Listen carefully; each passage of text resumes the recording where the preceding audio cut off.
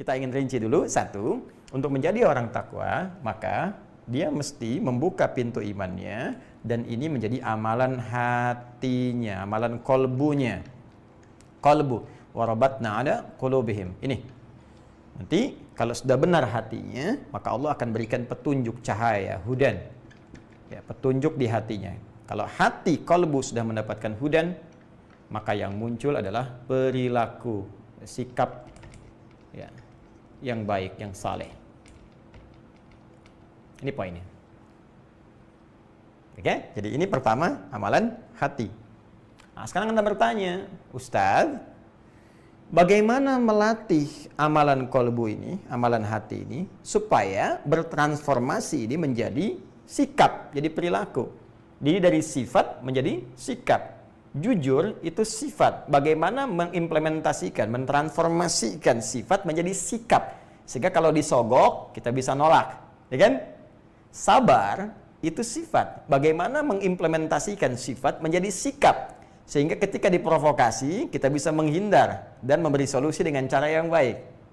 Baik, ya kan? Dermawan itu sifat. Bagaimana mentransformasikan sifat dermawan ini sehingga ketika ada kasus tertentu yang membutuhkan sinyal-sinyal pemberian dari kita, maka mudah kemudian itu untuk diberikan. Itu sikap namanya.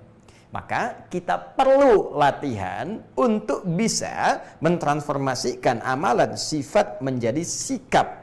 Karena sudah masuk ke sikap terkait dengan perilaku, maka kita butuh amalan jawarih, amalan anggota tubuh. Bukan sekedar yang di hati, mesti dikeluarkan dalam bentuk aktivitas-aktivitas anggota tubuh kita.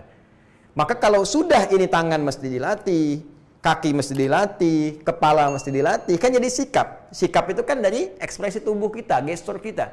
Mata bersikap, kedip dengan melotot itu beda. Ya, lisan bersikap, bicara, baik dengan buruk itu beda. Telinga bersikap, mendengar yang baik dengan buruk itu beda. Ya kan? Tangan bersikap, kaki bersikap. Jadi butuh amalan yang melatih tubuh kita dari ujung kepala sampai ujung kaki. Sehingga nanti iman yang di hati sifatnya bisa ditransformasikan dalam sikap seluruh anggota tubuh kita.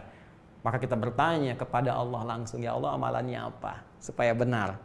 Maka teruskan ayatnya, wa yuqimunas shalah. Maka dilatihlah kita dengan amalan kedua, amalan fisik. Terkait dengan sikap tadi. Yaitu amalannya salat. Nah. Jelas? Apa amalannya? Salat. Karena itulah ketika seseorang benar salatnya, ya, perhatikan baik-baik. Bukankah dalam salat dia meminta hudan? Coba, masih ingat 17 kali? Ihdinas siratal mustaqim. Langsung minta. Tuh syahidnya, ihdina. Kami minta hudan ya Allah. Kami minta hudan, kami minta hudan. Ya, makanya ketika ruku kita minta supaya benar, ketika sujud kita minta supaya kepala ini benar, taat kepada perintah Allah, tunduk. Ya, tangan supaya benar. Kan bergerak semua. Lisan bicara, mata menatap ke kiblat, ke arah tempat sholat kita, tangan mengangkat, kepala kemudian dijatuhkan di tempat sujud. Ya, sampai punggung kemudian ruku, tegakkan saat ini tidak, duduk, semua bekerja. Sampai jari dari tahiyat, dari ngangkat tahiyat, semua. Untuk apa? Ihdina. Supaya kita dapat petunjuk, bersikap yang baik. Karena itulah orang-orang yang sholatnya benar, ketika mendapat petunjuk, maka terjadi perubahan sikap pada dirinya. Ada transformasi sikapnya kepada wujud taat. Bahkan dari salah kepada soleh, dari maksiat kepada taat. Dari mana itu ditemukan? Buka Quran surah ke-29. Ya, Quran surah 29 ayat 45. Utslu ma uhya ilaika minal kitab. Baca dengan baik, pahami apa yang diwahyukan kepada Muhammad SAW minal kitab, di Al-Quran. Peringatkan. Peringatkan baik-baik. Kalimat Allah sangat indah sekali, minal kitab. Kembalikan ke Al-Baqarah ayat 2. Dzalikal kitab la raiba fi hudal lil muttaqin. Ya kan? Dibuka Al-Quran disebut dengan kitab, tersusun sempurna, nggak ada celahnya, jadi petunjuk. Di sini, sebelum sholat, diminta dulu kita belajar dari Al-Quran yang diwahyukan kepada Nabi Muhammad SAW terkait petunjuk sholat. Utslu ma uhya ilaika minal kitab. Pelajari ketentuan di Al-Quran. Lihat petunjuk Nabi. Setelah paham, wa aqimis sholat. Tunaikan sholat dengan benar. Apa manfaatnya? Apa yang terjadi ketika sholatnya benar? Ketika kita minta petunjuk dalam sholat, apa yang terjadi? Inna sholata tanha 'anil fahsya wal munkar. Sungguh sholat yang ditunaikan dengan benar tanha, akan mencegah dari dua sumber keburukan, dua sumber salah. Apa dua sumber itu? Fahsya dan munkar. Fahsya dan munkar.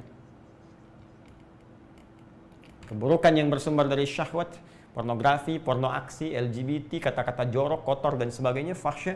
Mungkar, perbuatan buruk yang diingkari oleh hati, mencuri, korupsi, menipu, merampok, membunuh, berzina dengan segala turunannya, dan sebagainya.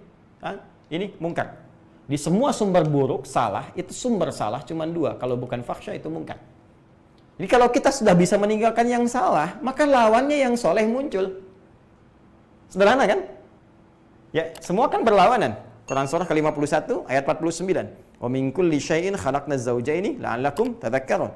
Semua hal aku ciptakan berpasangan supaya kamu tahu, kamu sadar, cuman saya kata Allah yang tidak punya pasangan.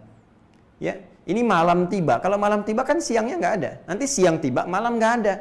Nggak ada siang dan malam bersamaan kecuali terjadi akhir kehidupan. Jelas kan? Bergantian. Inna fi ikhtilafil laili, inna fi khalqis samawati wal ardi wa ikhtilafil laili wan nahar.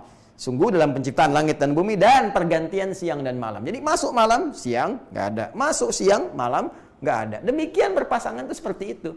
Sifat pun begitu. Ketika muncul baik, buruknya hilang. Ketika buruk muncul, baiknya hilang. Orang yang sering berkata kotor, maka sulit menemukan kosakata yang baik. Orang yang berkata baik, nggak mudah berkata yang kotor. Maka dari itu, ketika seseorang bisa meninggalkan salah, solehnya muncul. Nah, sholat itu amalan sikap. Ini, amalan fisik. Karena dia amalan sikap, maka hasilnya pun kepada sikap. Orang yang sholatnya benar, pasti jadi soleh. Sikapnya baik. Ini. Sini, sikap. Di hatinya punya cahaya, dibimbing di fisiknya. Jadi begitu iman disatukan dengan sholat, dilatih dengan benar, dan menunaikan sholatnya karena iman, bukan ria. Ya, imannya apa? Bil ghaib kan? Ya, masih ingat ayat 3 dibuka dengan kalimat alladzina yu'minuna bil ghaib. Ghaib itu kan tak tampak. Ya, kepada Allah yang belum tampak dalam pandangan kita. Jadi sholatnya dilakukan karena iman. Kepada siapa? Kepada Allah, walaupun tak tampak dalam pandangan kita. Jadi kita sholat itu ingin dilihat Allah, Khalik, bukan makhluk. Kalau ingin dilihat makhluk, itu ria namanya. Maka celaka orang sholat kalau ria. Kalau ria. Kenapa? Karena nggak mendapat hasil dari pekerjaan yang dia lakukan itu. Alih-alih ingin dilihat Allah, Khalik, dia pengen dilihat makhluk. Maka disebut dalam Al-Quran, fawailul lil musallin alladzina hum an salatihim sahun alladzina hum yura'un. Baik ya, kembali ke sini. Jadi, kalau orang sholatnya benar, diisi dengan iman, maka iman itu akan mentransformasikan sifat dengan amalan-amalan fisik saat sholat menjadi sebuah sikap yang mulia. Jelas?